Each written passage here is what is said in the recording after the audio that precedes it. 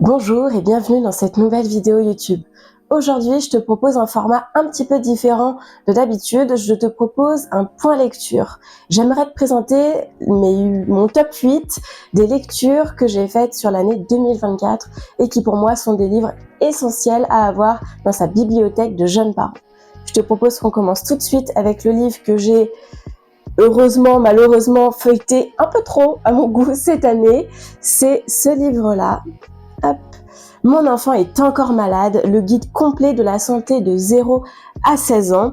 Il a été écrit par le docteur Emmanuel Delma, qui est plus connu sous le pseudo Super Pédiatre sur Insta. Bon, le livre est canon.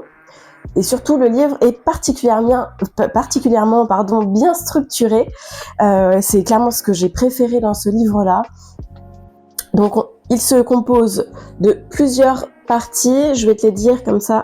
Tu verras si ça peut correspondre à tes besoins. Donc on a la première partie, mon enfant a de la fièvre, mon enfant a des problèmes aux yeux, il a des problèmes au niveau ORL, il a du mal à respirer, il a mal au ventre, il a mal au niveau des parties intimes, il a du mal à marcher, mon enfant a des boutons, il a tout plein de mini-problèmes, mon enfant a eu un accident et mon enfant va chez le pédiatre. Dans ce livre, encore une fois, très bien structuré, on a de jolies illustrations. Pour le coup, ça compte, je trouve aussi. Ça rend la lecture très fluide, mais surtout, on a toutes les informations essentielles sur toutes les pathologies les plus courantes chez l'enfant. Je vais te donner l'exemple que j'ai eu avec ma fille cet hiver. Donc Rose, 4 ans, a eu sa première otite. Je connaissais de nom ce qu'était une otite, mais c'est la première fois qu'elle en avait une. Je ne savais pas du tout si ça nécessitait une consultation en urgence ou pas, s'il y avait des choses à faire ou à ne pas faire. Et donc, je me suis tout simplement rendue dans la catégorie « Mon enfant a des problèmes au niveau ORL », puis « Mon enfant a une otite », et dans la page, je te mettrai quelques visuels aussi. On a donc qu'est-ce qu'une otite, les différents types d'otite, qu'est-ce qu'il faut faire ou pas faire. Et les explications sont très simples, très claires, très faciles, et c'est pareil pour toutes les pathologies. Et à chaque partie, tu as donc un arbre décisionnel, comme ça, il y en a 12 au total dans le livre, et ça te permet tout de suite de savoir si c'est très urgent ou pas, et en fonction de te renvoyer vers la bonne page. Donc ce livre, il est particulièrement bien construit. Je l'ai utilisé au moins 4-5 fois cet hiver, à mon grand désespoir, mais j'étais vraiment très contente de l'avoir sous la main, donc clairement, je te le recommande, et je te recommande aussi vivement son compte Instagram, ça c'est clair. Hop, donc ça c'est le premier, et le deuxième au rayon santé, on va dire, c'est celui-ci. Hop, le bisou magique existe-t-il? Alors si tu me suis sur les réseaux, tu sais à quel point j'adore venir déconstruire les mythes qui gravitent autour du sommeil de l'enfant. Et ben là, ils ont fait la même chose, mais avec les mythes autour de la santé des enfants. Donc, le bisou magique existe-t-il? Un guide pour trier le vrai du faux en pédiatrie. Et ce livre a été écrit par un médecin des urgences pédiatriques qui a aussi un compte Instagram, To Be or Not To Be. Je te mettrai son pseudo juste ici. Le livre est tout aussi bien construit. Il y a de très belles illustrations. Encore une fois, personnellement, ça compte.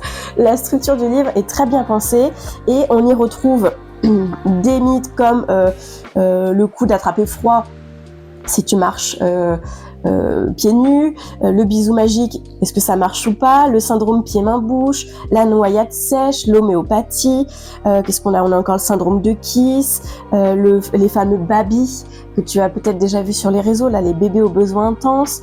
Voilà, enfin, il y a plein d'autres sujets abordés dans le livre, et en se basant sur des données scientifiques, il vient valider ou invalider certaines choses qu'on entend parfois.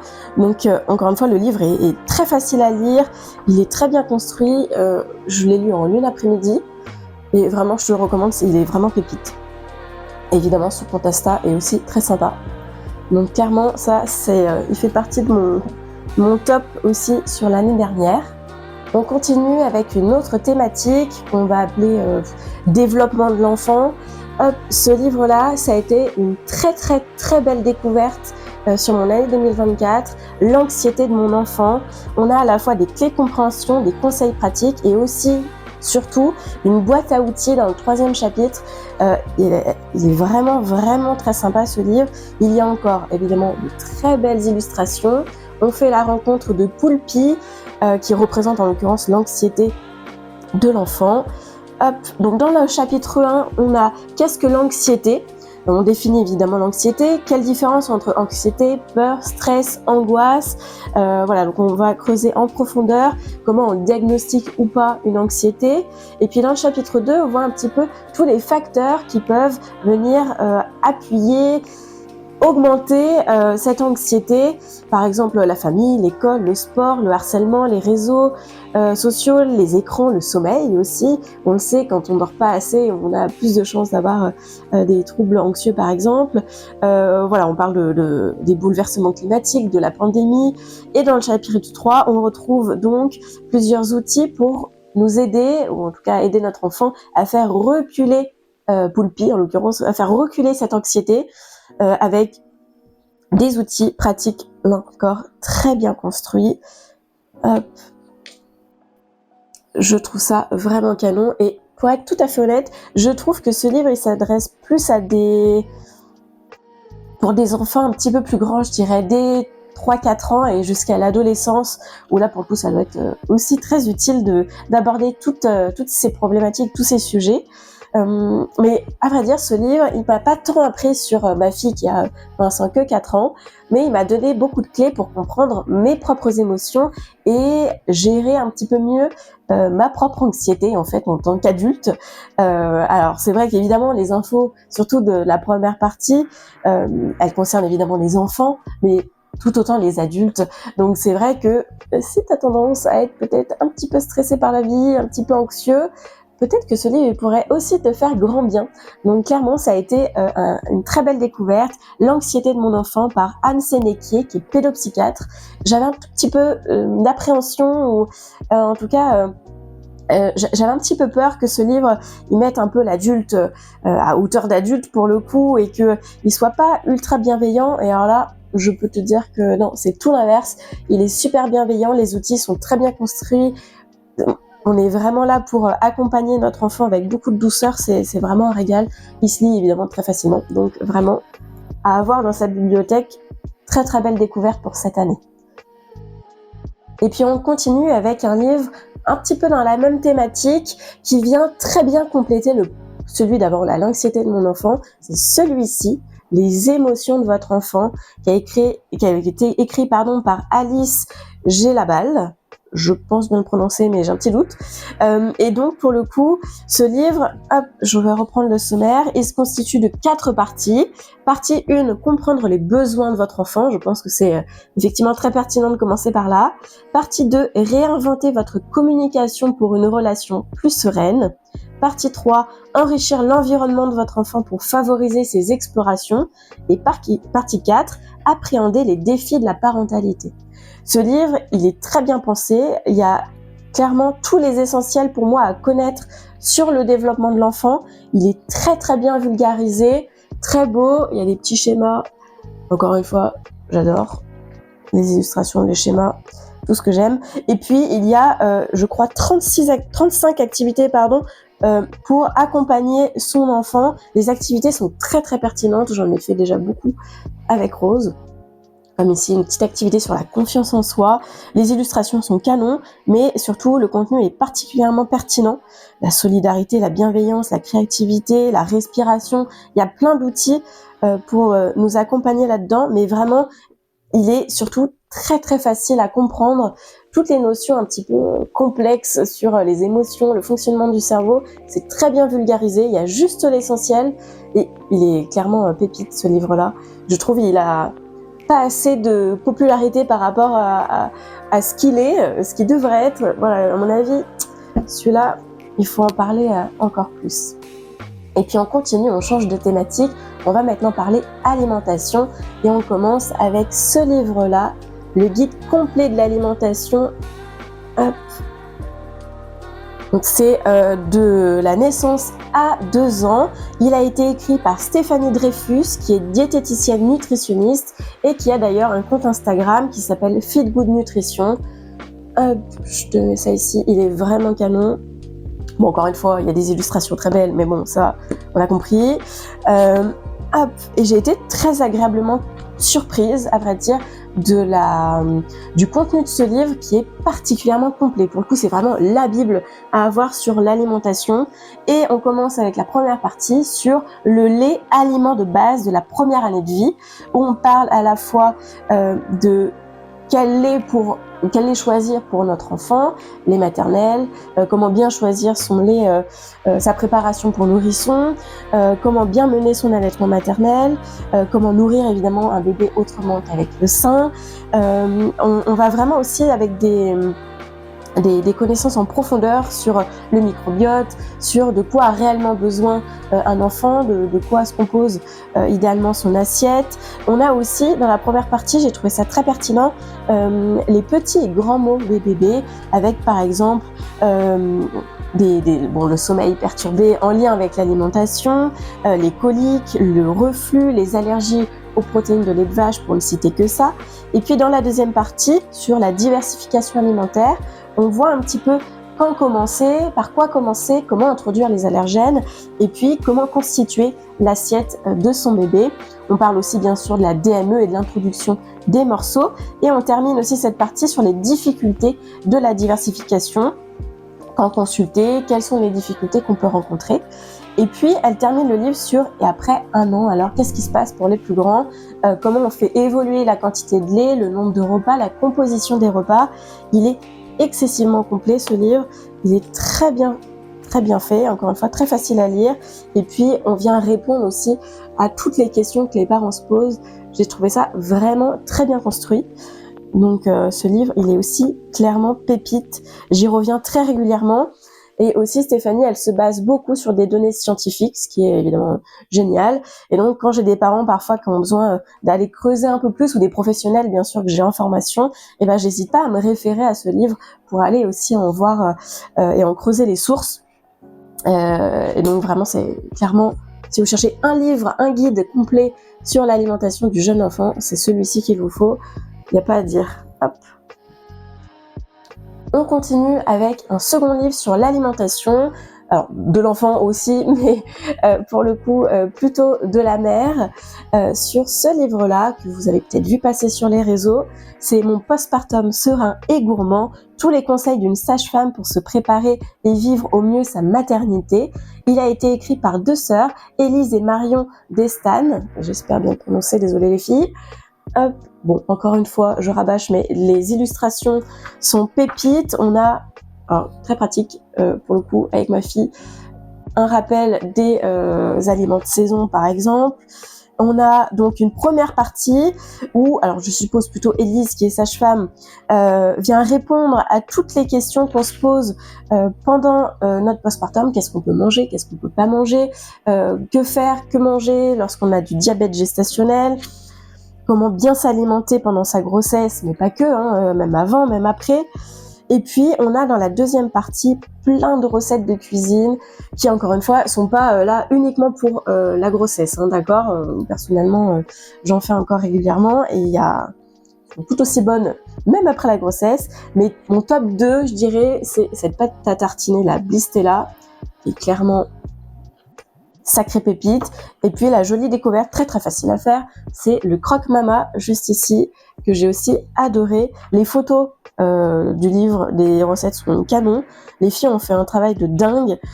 Elles ont aussi des comptes Instagram, donc n'hésitez pas à aller les suivre, mais surtout le livre, si tu cherches un livre sur l'alimentation pendant la grossesse, pendant le postpartum, pour bien récupérer avec des recettes gourmandes où t'as pas l'impression d'être un peu mise à la diète, et bah clairement c'est le livre qu'il te faut. On continue avec les 2 derniers livres, dont ici mon premier indispensable, qui s'appelle L'attachement. Je pense que si tu connais mes réseaux sociaux, tu sais à quel point j'aime me renseigner sur ce sujet de l'attachement et en prendre soin. Et ben, ce livre, c'est clairement la Bible qu'il te faut sur le sujet si tu veux tout comprendre de l'attachement, de comment il se construit, comment il se crée, comment on l'entretient. On voit aussi les différents types d'attachement. Ça aussi, c'est les différents styles d'attachement, l'attachement sécure, l'attachement insécure, ambivalent, évitant, désorganisé. On a, hop, je vais essayer de te retrouver le sommaire. Tac. Alors pour le coup, il y a moins d'illustrations, mais elles sont très pertinentes quand il y en a. C'est un peu plus le pavé, faut aimer lire. Là pour le coup, c'est un petit peu moins digeste que les livres que je t'ai présentés avant, c'est vrai, mais ça reste pour moi un indispensable. Et on voit au début évidemment la science de l'attachement, comment ça se développe, les différents styles d'attachement, les bases de l'attachement, et puis effectivement on voit, et c'est d'ailleurs tout le but du livre, comment mettre en place et développer, renforcer un attachement sécure avec son enfant, mais pas qu'avec son enfant, c'est valable évidemment pour tout le monde. Et on a donc les 4 points qui suivent: protection, se sentir en sécurité; attention, se sentir vu et compris; réconfort, se sentir apaisé; et confiance pour un attachement sécure. Ce livre, il est vraiment pépite, il est vraiment déculpabilisant, même quand des fois on n'est pas forcément dans une communication non violente, ou que des fois on a des mots qui dépassent un petit peu ce qu'on aurait aimé dire, qu'il y a des fois nos émotions nous submergent aussi en tant que parents. Il nous donne aussi beaucoup de clés, et puis il y a des petites illustrations, je sais pas si on voit bien, hop. Je vous mettrai des petites incrustations. On a aussi pas mal d'outils. Donc honnêtement, ce livre il est très très très complet. Alors j'ai juste trouvé que ils avaient tendance à beaucoup répéter certaines notions, certaines définitions, mais en fait moi ça m'a peut-être un peu perturbée parce que j'ai déjà beaucoup de connaissances et de formations sur l'attachement, mais c'est vrai que pour quelqu'un qui connaît pas du tout, si c'est un premier ouvrage par exemple sur le sujet, c'est pas plus mal qu'il y ait un peu de redondance, parce que il faut quand même voir les définitions et les termes plusieurs fois pour les garder en mémoire. Donc clairement, pour le coup, il est sacrément bien construit, très très complet surtout, très déculpabilisant, il y a plein d'outils pratiques. Donc l'attachement du docteur Daniel Siegel et de Tina Payne Bryson, j'espère plus ou moins bien le prononcer, c'est vraiment une pépite si tu cherches un livre sur le sujet de l'attachement. Et puis on termine avec aussi une jolie découverte. Alors il me semble qu'il est sorti il y a un peu plus longtemps, c'est celui-là, Comment parler à ses enfants. Il a été écrit par Florence Millot, et clairement ce livre-là, il aborde énormément de thématiques, toutes les thématiques où on ne sait jamais comment les aborder avec un enfant. Donc où on est toujours mal à l'aise, où on ne sait jamais par quel bout commencer. Donc il se compose de 3 parties. La première, c'est comment engager le dialogue avec nos enfants, trouver les bons mots pour aborder les sujets délicats, et enfin, quand les enfants nous posent des questions qui dérangent. Donc c'est vrai que ce livre, pour le coup, il est adapté à tout âge, honnêtement, et je suis bien contente de l'avoir eu dans ma bibliothèque assez tôt, parce que je pense que je vais y revenir très souvent au cours de l'enfance et de l'adolescence de ma fille, clairement. Il y a plein d'outils super, par exemple comment annoncer une séparation, une nouvelle grossesse, comment introduire un nouveau partenaire après une séparation par exemple, comment parler de la mort avec son enfant, parler du chômage, plein de thématiques particulières. Et puis au niveau de la partie 3 sur les questions qui dérangent, on a effectivement pourquoi ce monsieur est différent, pourquoi il a un handicap, pourquoi on se moque de moi à l'école, est-ce que les méchants peuvent devenir gentils, plein de questions, comment on fait les bébés, ça nous permet d'avoir quelques pistes pour savoir comment amorcer une discussion, quel mot il peut être, quelle tournure de phrase on peut utiliser, quelle petite chose il faut peut-être éviter. Clairement, elle le dit plusieurs fois dans les livres, il faut utiliser des mots en fonction de l'âge de l'enfant, mais il faut surtout pas en faire un tabou. Il y a pas de tabou à avoir avec son enfant, c'est important de se dire les choses. Et clairement, il y a plein de fois, par exemple pour annoncer un décès par exemple, où on sait pas exactement par quel bout prendre la situation et comment l'annoncer, ou une séparation ou une nouvelle grossesse. Et clairement on a toutes les ressources dans ce livre pour s'en sortir, se dépatouiller avec tout ça. Donc clairement c'est un livre ressource qui est pour moi un indispensable à avoir dans sa bibliothèque de jeunes parents. Donc voilà, c'était les 8 premiers livres que je voulais te présenter aujourd'hui. Mais à vrai dire, des livres pertinents sur la parentalité, il y en a encore bien d'autres. Donc on va essayer une fois par mois de se faire un petit point lecture. Là, j'aimerais bien en faire un sur l'anthropologie et le sommeil. J'aimerais bien en faire un sur l'allaitement également. Peut-être aussi sur l'éducation et la parentalité dans sa globalité. Il y a plein de thématiques qu'on va pouvoir aborder au fur et à mesure. Donc n'hésite pas à t'abonner à cette chaîne YouTube pour ne pas louper les prochains points lecture. N'hésite pas à écrire un petit commentaire pour me dire ce que tu en as pensé, si tu as déjà lu certains de ces livres et si tu as d'autres livres à me faire découvrir, n'hésite surtout pas à me les partager, je serais ravie d'avoir tes recommandations. Quoi qu'il en soit, j'espère que tu te portes bien avec tes enfants aussi. N'hésite pas à me faire un retour sur tes lectures et puis à très vite.